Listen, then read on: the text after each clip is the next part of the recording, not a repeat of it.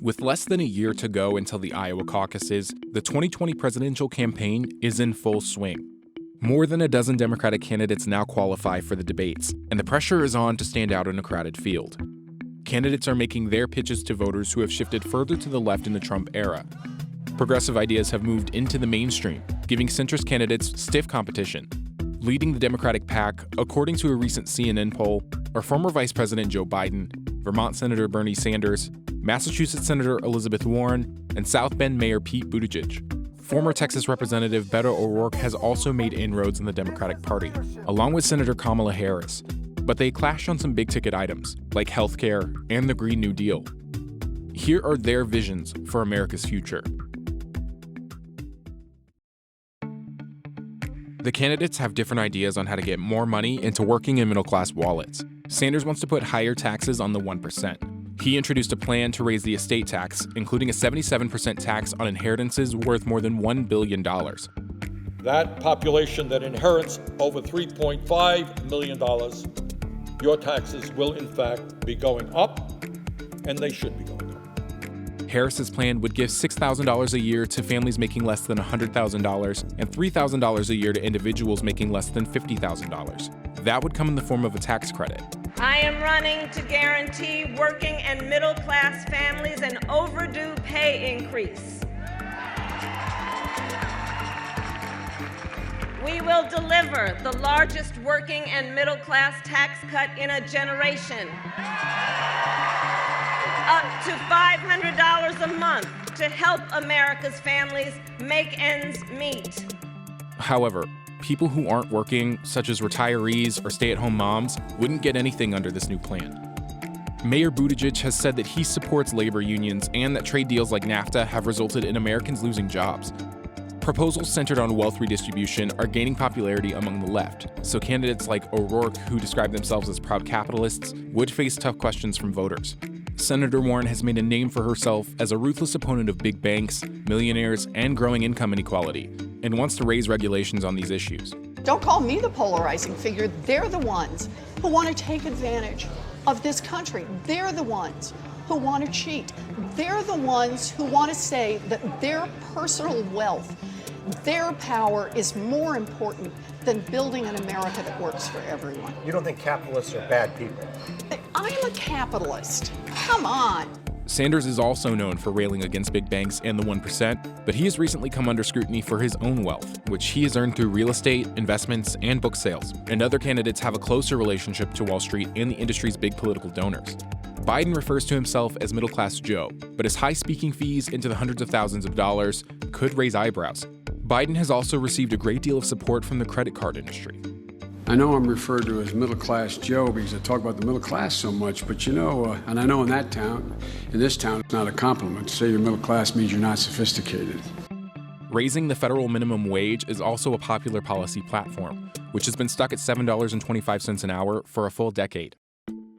As healthcare costs continue to rise and Republicans fight to dismantle Obamacare, the progressive mantra of Medicare for All has gone from a long-shot idea to a major Democratic policy platform. Sanders introduced a Medicare for All bill in 2017. The potential law would eliminate private insurance in favor of expanding Medicare to cover every American. Senator Harris backed that plan. Elizabeth Warren also co-signed Sanders' 2017 bill and has made it clear that she wants to make healthcare more accessible to women of color. We will go further and we will say that in this country, everyone gets a right to basic health care. That's what Medicare for All is all about, and that's why we're here. O'Rourke, on the other hand, has thrown his support behind a more moderate plan known as Medicare for America. It was introduced in 2018 by Representatives Rosa DeLauro of Connecticut and Jan Schakowsky of Illinois. Unlike Medicare for All, Medicare for America would preserve employer-sponsored health insurance, saving the government money compared to a single-payer system. Buttigieg supports what's called an all-payer rate system, which sets a single nationwide price for a medical procedure. Insurers no longer have to negotiate discounts, which he says makes insurance affordable for all.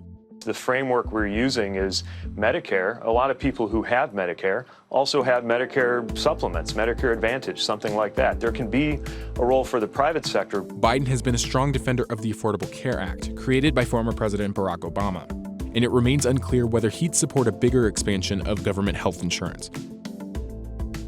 While the candidates have endorsed popular ideas like legalizing marijuana and abolishing private prisons, their records on criminal justice issues could tell a different story, and it could come back to bite them. Harris's time as California Attorney General and a district attorney in San Francisco has come under scrutiny by progressives who claim she promoted harsh policies. Those policies included jailing parents if their children missed too many days of school and defending California's death penalty system in court. There are some people who just believe that prosecutors shouldn't exist, and I don't think I'm ever going to satisfy them. But I will also say that there is so much more work to do, and do I wish I could have done more? Absolutely. And as a senator from Delaware, Biden supported President Clinton's 1994 crime bill, with its 3 strikes rule and increased funding for police. Madam President, we have predators on our streets that society has, in fact, in part because of its neglect, created.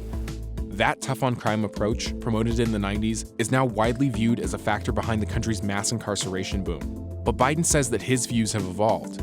There are things I would change. I opposed, for example, the carjacking provision that the administration wanted in. But by and large, what it really did, it restored American cities. Sanders also voted for the Clinton crime bill, although he criticized its approach to tackling crime.